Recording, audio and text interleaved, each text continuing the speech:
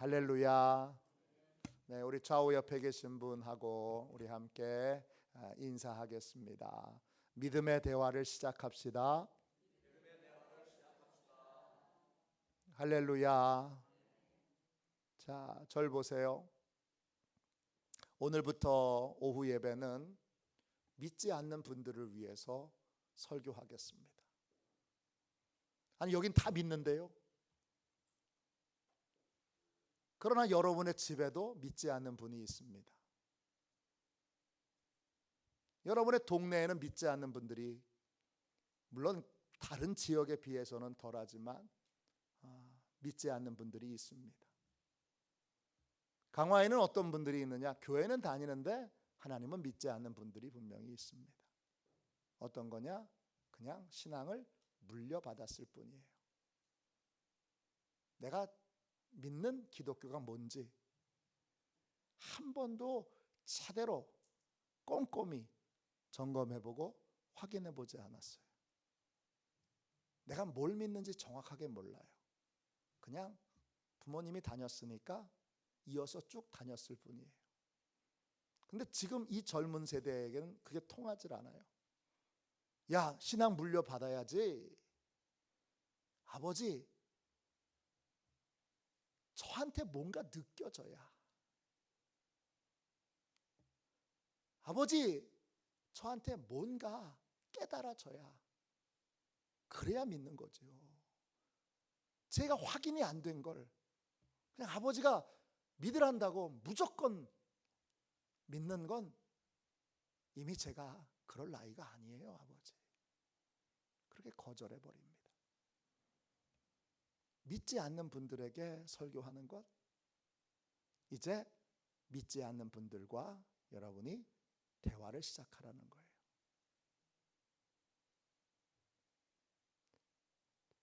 자는 아무리 얘기해도 내 말 안 들어.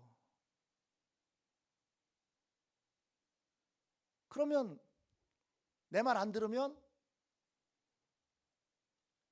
내 말 안 들어 그리고 끝내면 안 되고, 그러면 네 말 좀 한번 들어보자. 그렇게 시작해야 하는 것입니다. 우리는 지금 양극단의 시대를 살고 있어요. 저는 여기 저보다 연배가 높으신 분들이 대부분이신데, 대부분의 연배가 높으신 분들의 세대에는 그런 걸 경험해 봤을지 모르지만, 제가 경험해 본 바로는 지금처럼 진보, 보수 이렇게 나눠져서 극렬하게 분열하고 있는 때가 제 인생에는 없었어요. 전 대학교 다닐 때 대학생들이 그렇게 데모 많이 하고 화염병 많이 던져도 저는 어른들이 너 진보야? 너 보수야? 이렇게 패를 나눠서 그렇게 사회를 살아갔던 적은 없었어요. 제가 보기엔 없었어요. 심지어는 교회 안에서도 목사님은 보수예요, 진보예요? 난 예수파라니까. 아니 그러니까 진보냐고 보수냐고. 목사님은 어디예요? 이렇게 묻는.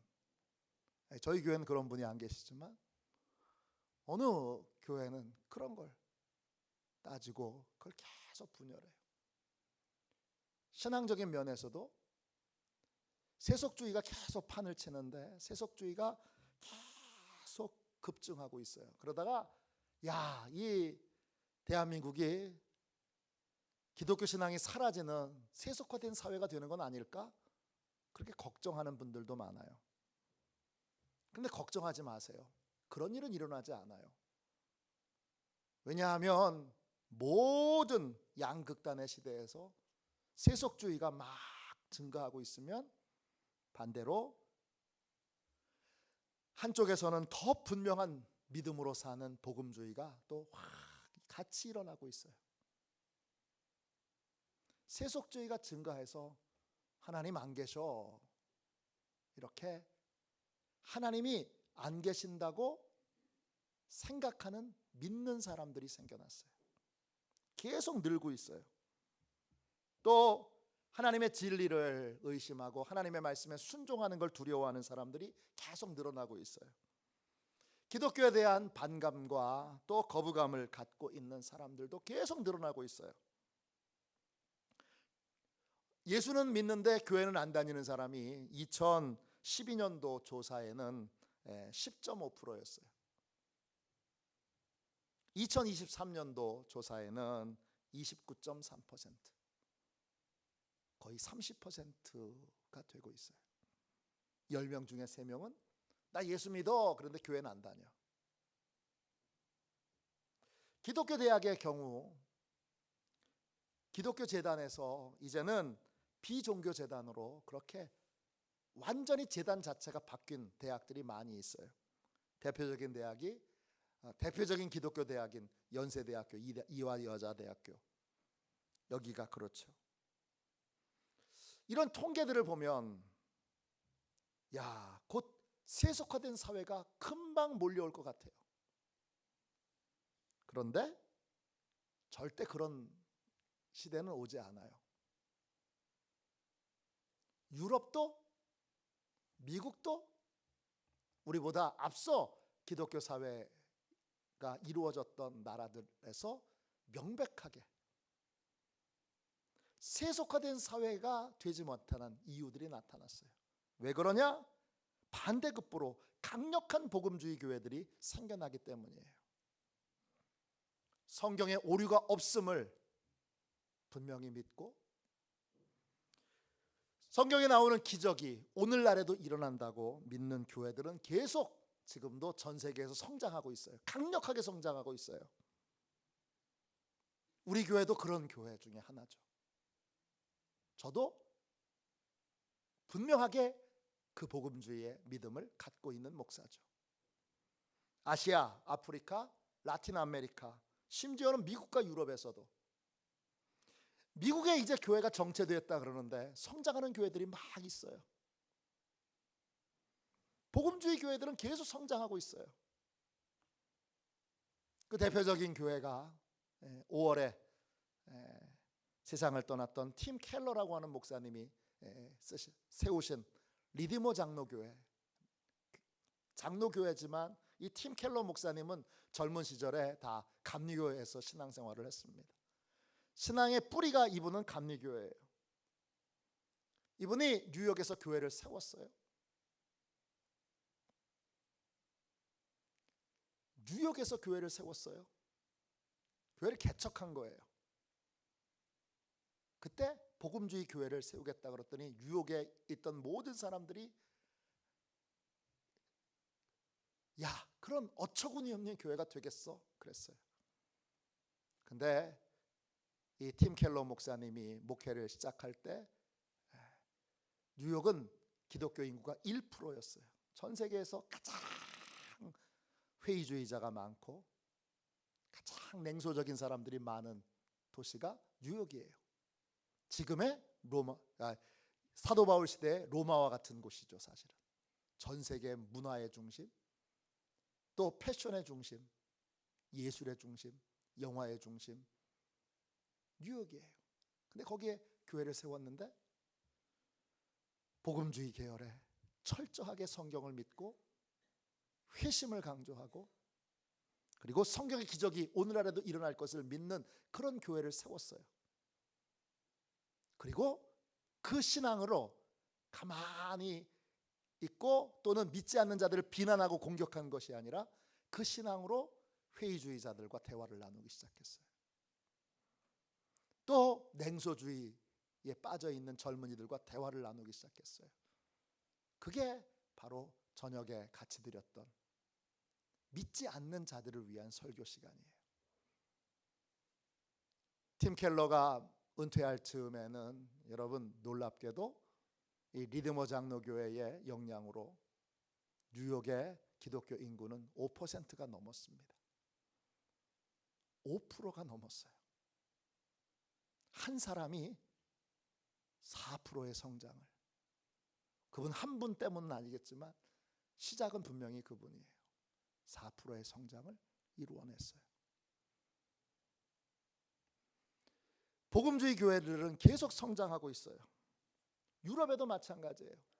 이런 얘기 많이 들어보셨죠? 영국에 교회가 디스코텍에 팔려서 교회인 줄 알고 봤더니 디스코장이더라. 식당에 팔려서 십자가를 걸어놨는데 들어가서 봤더니 식당이어서 거기서 정말 눈물을 흘리면서 밥을 먹고 왔다. 유럽이 앞으로 어떻게 될지 모르겠다. 걱정이다. 그런데 심각한 것, 그렇게 심각하게 생각했던 유럽에도, 영국에도 여러분, 복음주의 교회들은 계속 성장하고 있어요. 많은 분들의 예상과 달리 유럽의 세속화는 이루어지지 않을 거예요. 유럽의 교회들은 계속 갱신되어서 새로운 모양을 갖추게 될 거예요. 지금 이 세속주의가 막 늘어나고 있고 복음주의도 같이 늘어나고 있어서 둘 사이에 심각한 싸움이 있어요. 세속주의에 빠진 사람들은, 신앙을 갖추고 있지 않은 사람들은 기독교인들을 향해서 이렇게 비판합니다. 자기들의 신앙을 억지로 강요하는 무례한 사람들. 이성주의의 시대에 계몽주의 이전의 시대로 되돌아가려고 하는 중세적인 생각과 마인드를 가지고 있는 사람들, 이렇게 기독교인들을 평가하고 비판합니다. 신앙을 가지고 있는 복음주의자들은 그러면 세속주의에 빠져 있는 사람들을 어떻게 비판하느냐? 저들은 상대주의, 허무주의, 자유방임주의를 퍼뜨리고 다니는, 가정을 깨트리는 자들, 사회를 혼란하게 만드는 자들, 젊은이들을 미혹시켜서 악의 구덩텅이로 빠뜨리는 자들, 그렇게 비판을 합니다. 우리 이 양극단의 시대에 살고 있어요. 이 양극단의 시대에서 서로를 향해서 날카로운 비판의 말을 쏟아내고 있는 이 시대에 교회는 뭘 해야 될까요?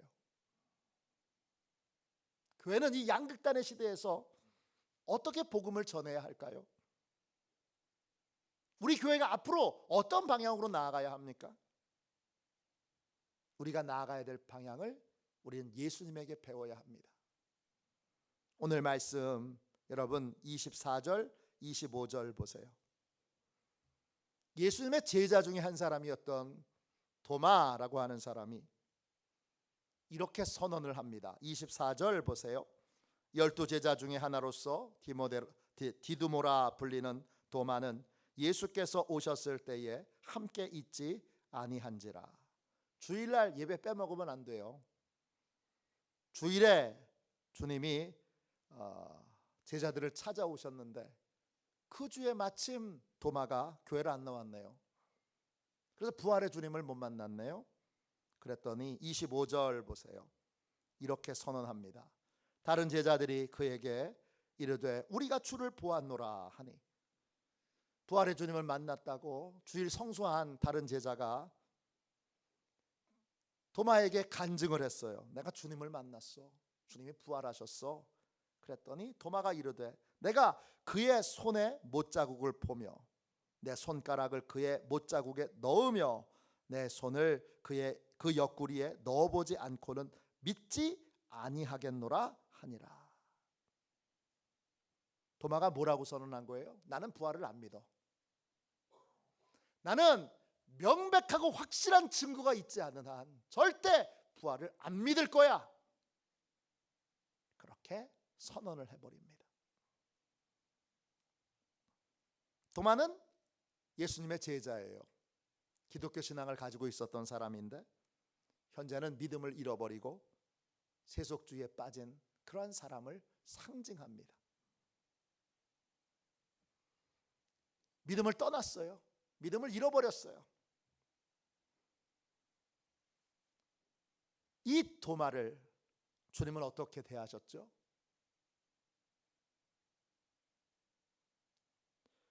주님은 도마를 비난하거나 나무라지 않으세요. 내가 부활을 3번이나 얘기했는데 너 그거 못 들었어?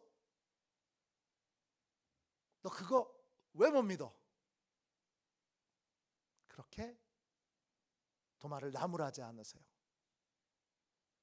어떻게 하시죠? 주님이 도마를 찾아오세요. 못 믿겠어! 그러니까 도마를 찾아오셔서 도마와 대화를 시작하세요. 그 대화의 출발은 어디예요? 도마의 질문. 도마의 왜 부활을 믿지 못하는지에 대한 질문에서부터 대화가 시작됩니다. 26절 보세요. 여드레를 지나서 그랬어요. 왜 여드레가 지나서 주님이 다시 찾아오셨죠? 주일 예배 드리는 시간에 오신 거예요. 본문이 그냥 있는 게 다 아닙니다. 여드레를 지나서 제자들이 다시 집안에 있을 때에, 왜 집안에 있죠? 예배 드리려고. 도마도 함께 있고, 그 주일에는 도마가 예배에 참석했습니다. 문들이 닫혔는데 예수께서 오사 가운데 서서 이르시되 너희에게 평강이 있을지어다 하시고, 주님이 그 주일에 제자들이 예배드리는 곳을 찾아오신 이유가 뭐예요? 27절 도마 때문이에요. 도마에게 이르시되 내 손가락을 이리로 내밀어 내 손을 보고 내 손을 내밀어 내 옆구리에 넣어보라. 그리하여 믿음 없는 자가 되지 말고 믿는 자가 되라 그랬어요. 세속주의에 빠져 있는 이 도마에게, 허무주의에 빠져 있는 이 도마에게, 자유방임주의에 빠져 있는 이 도마에게 주님이 대화를 시작하시는데, 그 대화를 어떻게 시작하세요? 도마의 질문으로부터 시작하세요.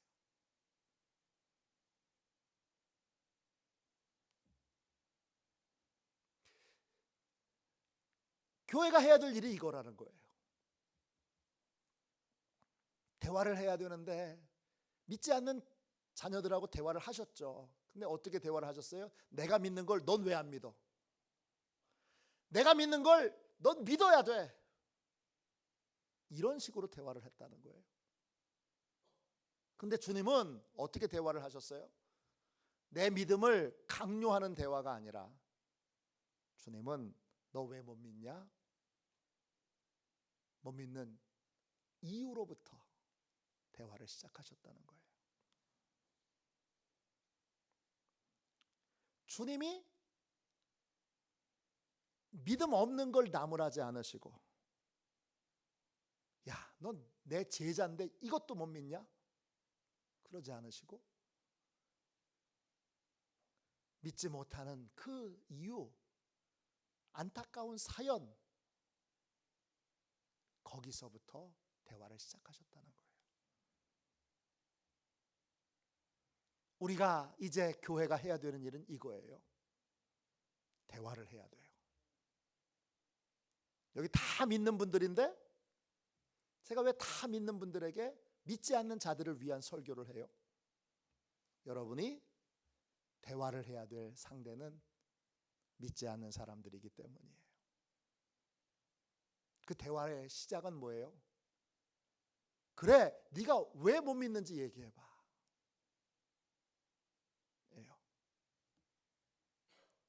왜 못 믿는지 얘기를 해봐. 끊지 말고 왜 믿을 수 없는지, 왜 믿기 힘든지, 믿음에 있어서 내가 이해하기 어려운 건 뭔지, 그걸 얘기하게 하고 대화는 거기서부터 시작되는 거예요. 이 대화가 중요한 이유는 뭐죠? 이 대화는 먼저 믿는 자들에게 큰 유익을 줍니다. 믿는 자들이 도전을 받지 않는, 질문이 없는 편안한 자리에만 있으면 자신이 무엇을 믿는지 정확하게, 자신이 믿는 것이 무엇인지에 대하여 스스로 정리하고 정립할 수 있는 시간을 갖지 못합니다. 내가 뭘 믿는지 몰라요.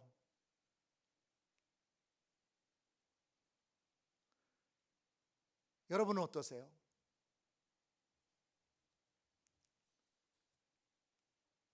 세속주의자들 또는 믿음이 없는 사람, 믿음이 없는 형제, 믿음이 없는 자매, 믿음이 없는 자녀들과 대화를 나눠야 되는 이유는 그들은 못 믿는데 나는 어떻게 믿게 됐지? 나도 믿는 거 맞나? 혹시 나는 믿지 않는데 믿는 척하고 있는 건 아닌가?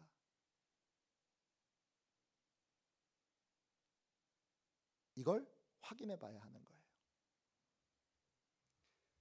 믿지 않는 자의 여러 질문들 앞에서 나의 믿음을 점검해 보고 확인해 보고 나는 어떻게 믿게 됐는지를 그분들에게 설명하면 되잖아요. 어떻게 설명할 수 있지? 나의 믿음을 저런 질문 앞에서 어떻게 설명할 수 있는가? 이걸 계속 단련하고 훈련하게 되면서 우리는 무례하지 않는 방식으로 설득력 있는 대답을 믿지 않는 사람들에게 줄 수 있는 사람이 됩니다. 그런 믿음의 단련이 필요한 거예요. 이 믿음의 단련이 없으면 그러면 믿지 않는 자가 세속주의에 빠진 사람이 공부 좀 한 사람이 몇 가지의 질문을 던져도 그 질문에 하나도 대답하지 못하면서 도리어 내 믿음마저도 송두리째 무너져 버리는 그러한 부실한 믿음,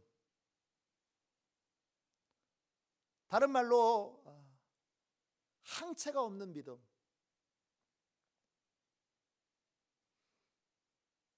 믿음을 가졌는데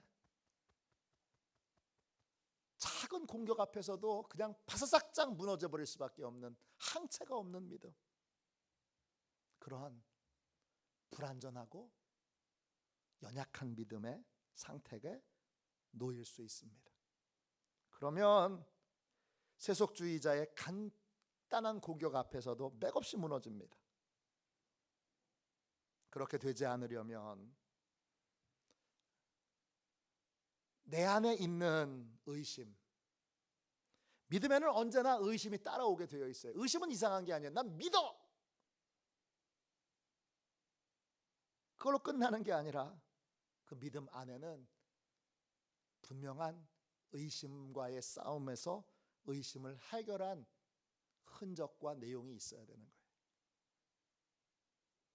나의 의심뿐만 아니라 친구의 의심, 이웃의 의심, 아들의 의심, 딸의 의심, 믿지 않는 자들하고 대화를 나눠야 되는 이유는 여기에 있는 거예요. 아들이 어떤 질문을 던졌어요. 엄마, 이건 어떻게 생각해? 거기에 대해서 대답을 할 수 있어야죠. 그래서 대화가 필요한 거예요. 무례하지 않은 방식으로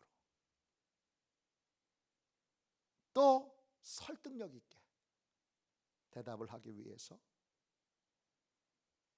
우리는 그 사람이 질문하는 것으로부터 나의 믿음을 확인하고 나의 믿음을 점검해 봐야 해요. 그러면 이것이 계속 이어지면 어떻게 되죠? 믿지 않는 사람과 믿는 사람 사이에 이해의 다리가 생겨요. 저래서 안 믿는 거구나. 저래서 못 믿는 거구나. 그럼 나는 어떻게 믿게 됐고, 그럼 어떻게 도와줄 수 있지? 이러한 이해의 관계가 맺어져요. 이해의 관계만 맺어져도 자기가 믿는 걸 억지로 믿으라고, 믿어지지도 않는 걸 믿으라고 억지로 강요만 안 한다고 하는 사실만 확인이 돼도 믿지 않는 자들이 교회에 편안하게 나와요. 강요는 안 하는구나, 최소한. 그럼 그 사람이 교회에 나와서 하나님의 말씀을 듣기도 하고 성도들의 삶을 보기도 하고 또 성령의 강력한 역사가 또 있고 하면서 믿음의 길에 들어서게 되는 거죠.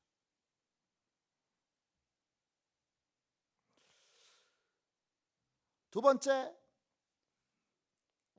왜 대화를 해야 되느냐 하면 세속주의에 빠진 사람들, 믿음을 잃어버린 사람들은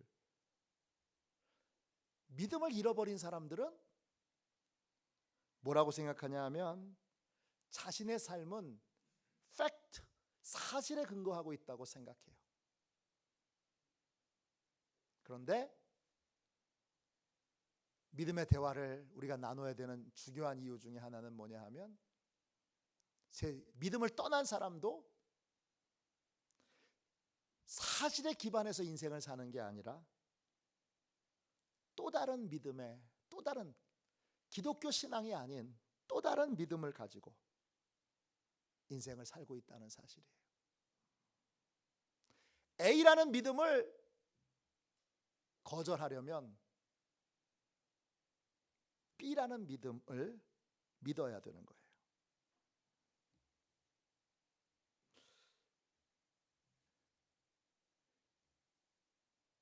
사실을 정확한 사실, 과학적인 사실 위에 무신론자들은 인생을 살고 있는 것이 아니라 또 다른 명백한 또 다른 차원의 믿음의 체계 가운데 또 다른 믿음을 가지고 인생을 살고 있을 뿐이에요.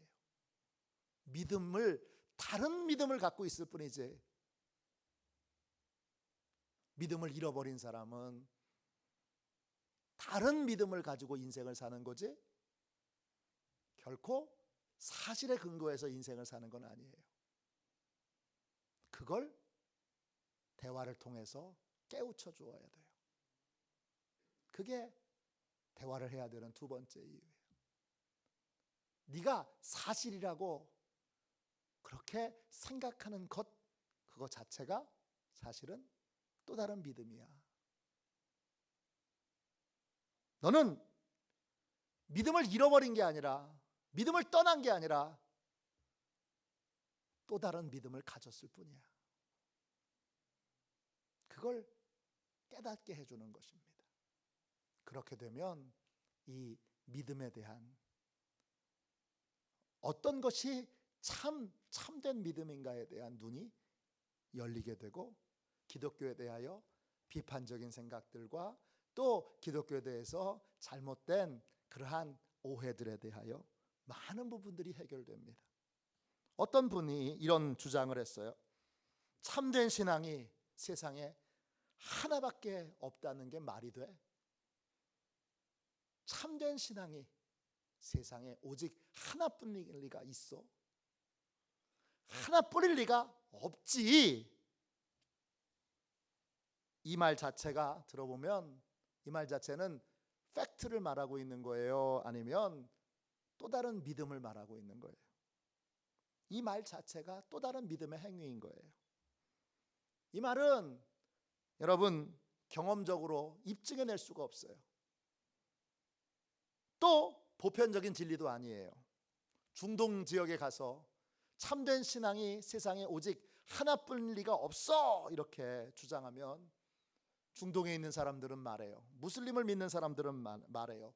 왜 그럴 수가 없는데?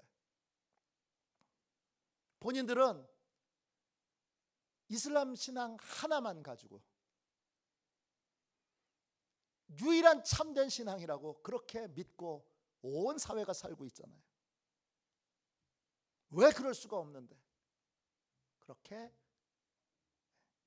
반문을 하는 수많은 사람들을 만나게 될 거예요.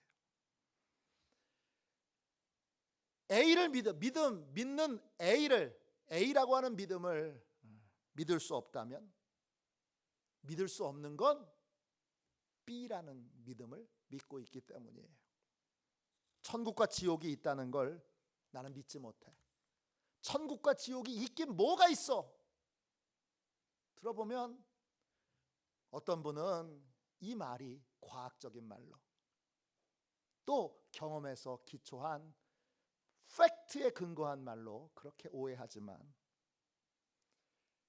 천국과 지옥이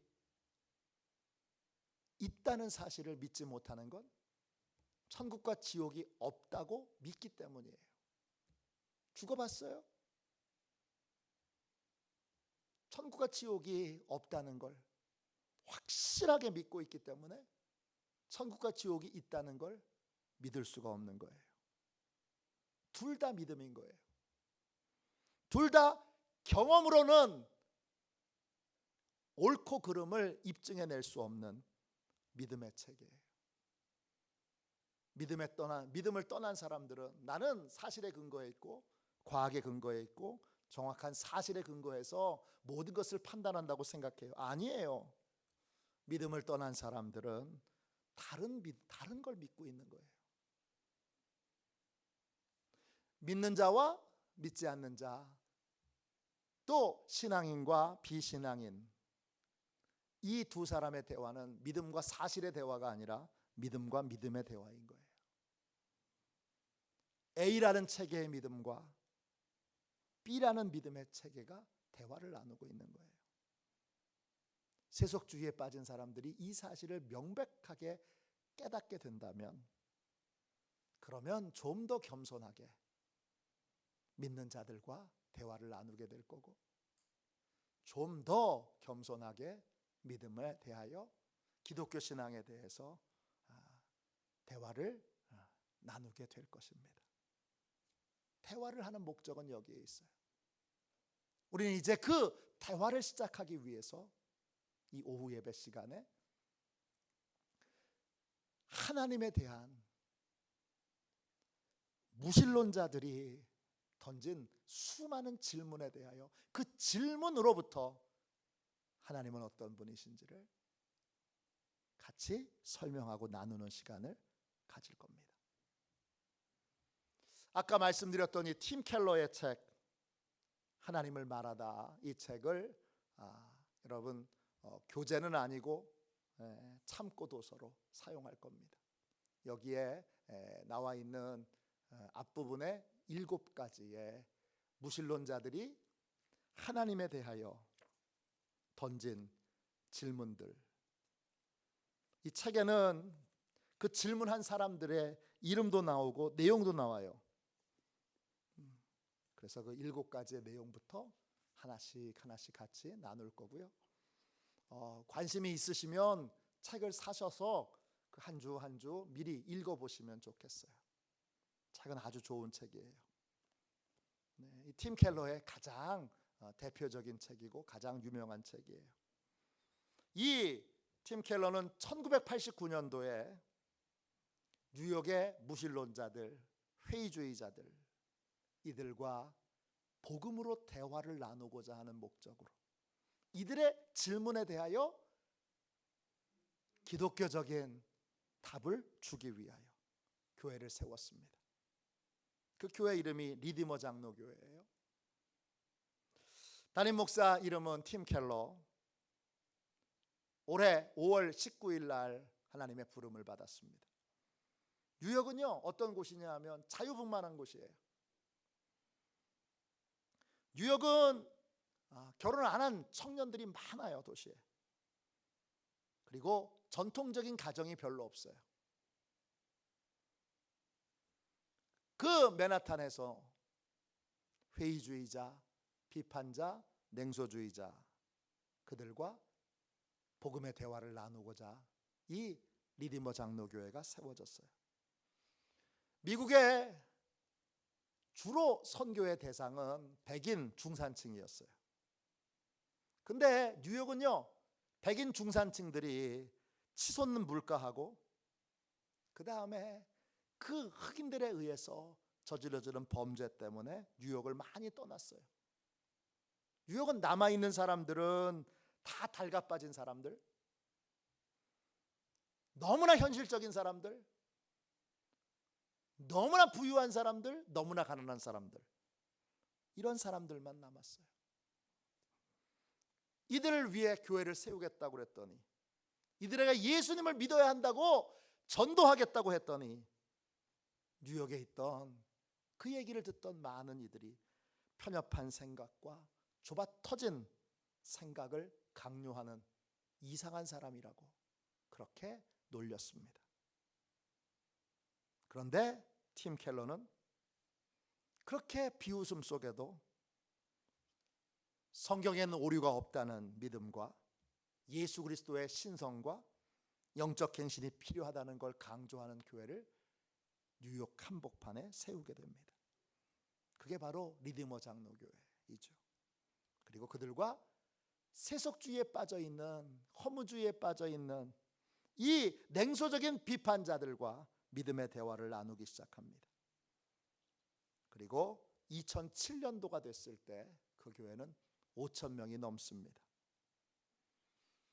그리고 교회 인근에 10개의 자매교회가 세워지고 교회에 다양한 인종들이 다니고 교회 전체 평균 연령은 30세 젊은 교회가 됩니다. 3분의 2는 미혼인 성도들입니다.